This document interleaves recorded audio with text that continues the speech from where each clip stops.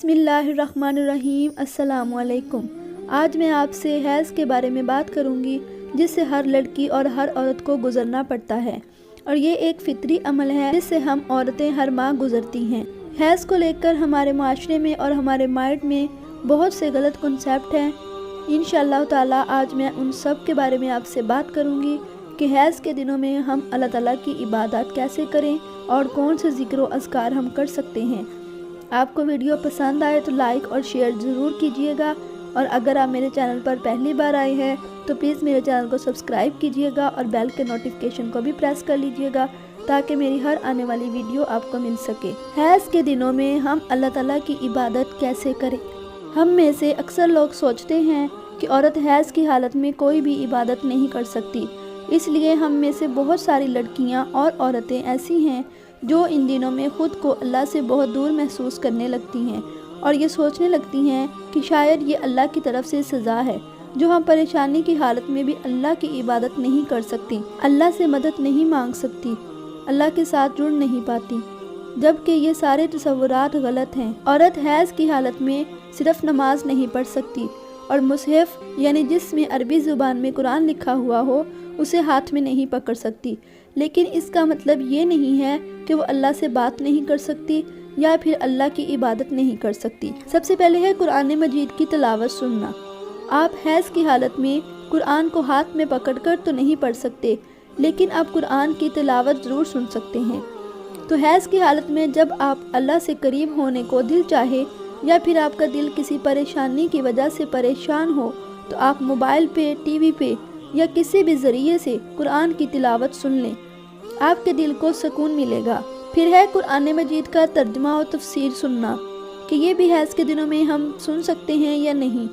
Has की हालत में आप मुसहफ़ को हाथ नहीं लगा सकते, लेकिन आप वो किताब ज़रूर पढ़ सकते हैं जिसमें कुरान का तर्जुमा और तफसीर हो, या फिर अगर कोई नोट्स आपके पास कुरान के बनाए हुए मौजूद हैं तो आप वो भी पढ़ सकते हैं। बस शर्त ये है कि वह मुसहफ़ ना हो और अरबी उस पर लिखी हुई ना हो, ताकि आपका वक्त नेकी करते हुए गुजरे। फिर है अल्लाह ताला का जिक्र करना, कि आया हम हैज़ के दिनों में अल्लाह ताला का जिक्र कर सकते हैं या नहीं। अल्लाह का जिक्र करने के लिए किसी पे कोई भी पाबंदी नहीं है, और ना ही हैज़ की हालत में आपको अल्लाह का जिक्र करने से मना किया गया है। सो आप दिन रात तस्बीह करें, और तस्बीह में आप जो चाहे पढ़ सकती हैं, यहाँ तक कि अगर आपको कुरान का कोई हिस्सा ज़बानी याद है तो वो भी आप अपने दिल में पढ़ सकती हैं। आपके इल्म में जो भी कुरानी आयात हैं या आपके हाफ़ज़े में जो भी सूरतें हैं वो आप बिला झिझक हैज़ के दिनों में पढ़ सकती हैं। फिर है दुआ, तौबा, इस्तग़फ़ार करना।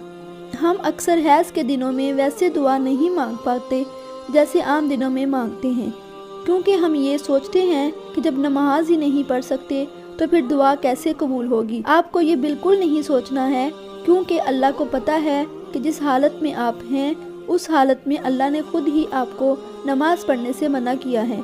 इसलिए आप तो हैज़ की हालत में भी अल्लाह का हुक्म मान रही हैं और अल्लाह की फरमाबरदारी कर रही हैं, क्योंकि अल्लाह उन बंदों से बहुत मोहब्बत करता है जो अल्लाह के अहकामात की पैरवी करते हैं। सो जितनी हो सके दुआएं मांगे। आप हैज़ के दिनों में रात के आखिरी पहर नमाज तो नहीं पढ़ सकती, लेकिन दुआ ज़रूर मांग सकती हैं। आप फ़र्ज़ नमाज़ों के करीब नहीं जा सकती, लेकिन अज़ान की आवाज़ सुनने पर उस आवाज़ को अपने दिल में साथ साथ दोहरा कर दुआ मांग सकती हैं।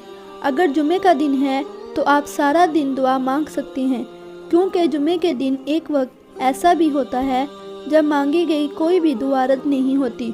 आप असर और मगरिब के दरमियान दुआ मांग सकते हैं, क्योंकि इस लम्हे की दुआएं ज़रूर कबूल होती हैं। मुख्तसर ये कि नमाज से रोकने का मतलब दुआ से रोकना नहीं है। फिर है सदका। सदका सिर्फ पैसों का नहीं होता, सदका लफ्ज़ों का भी होता है, लहजों का भी होता है।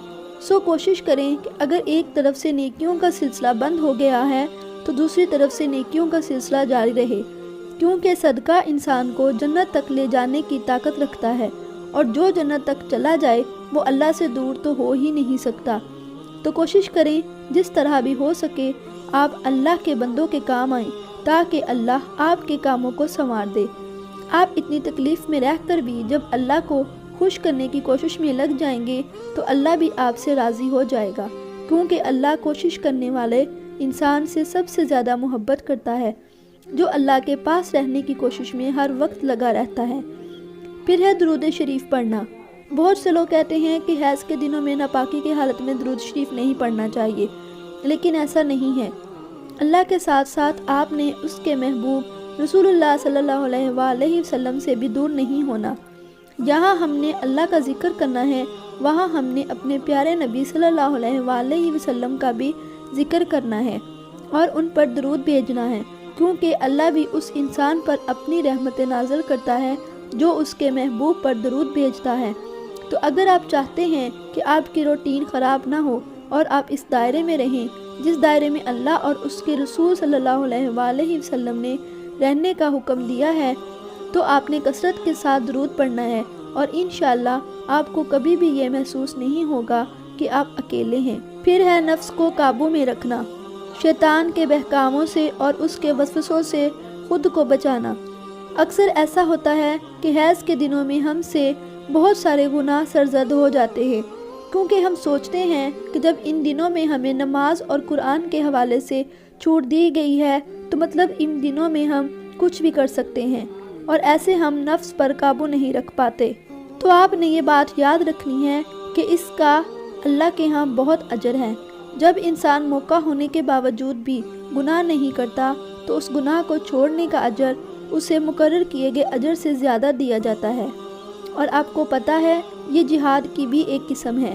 جب انسان اللہ کی خاطر خود سے اور شیطان سے لڑتا ہے تو اصل میں وہ جہاد کر رہا ہوتا ہے، اور جہاد کا اجر اللہ کے ہاں جنت ہے۔ تو بس آپ نے حیض کے دنوں میں خود کو اللہ کی یاد میں اتنا مگن رکھنا ہے کہ آپ کو کسی گناہ کا وقت ہی نہ مل سکے۔ آپ حیض کے دنوں میں نماز ادا کرنے اور مصحف کو اپنے ہاتھ میں پکڑنے کے علاوہ باقی وہ تمام عبادتیں کر سکتے ہیں جن کا ذکر میں نے اوپر کیا ہے۔ جب آپ کوئی بھی کام یہ سوچ کر کرتے ہیں کہ میں نے یہ اپنے اللہ کے لیے کرنا ہے تو وہ بھی عبادت کے زمرے میں آتا ہے۔ حیض کی حالت میں آپ نماز سے دور ہوتے ہیں، اللہ سے نہیں۔ حیض کی حالت میں آپ قرآن نہیں پڑھ سکتے، لیکن آپ اللہ کو یاد کر سکتے ہیں۔ کوئی بھی رکاوٹ آپ کو اللہ سے بات کرنے سے نہیں روک سکتی، اور یہ بات آپ نے کبھی نہیں بھولنی۔ اللہ تعالی ہم سب کو دکھ اور پریشانی میں صبر کرنے کی توفیق عطا فرمائے اور اس کی طرف رجوع کرنے کی توفیق عطا فرمائے، آمین۔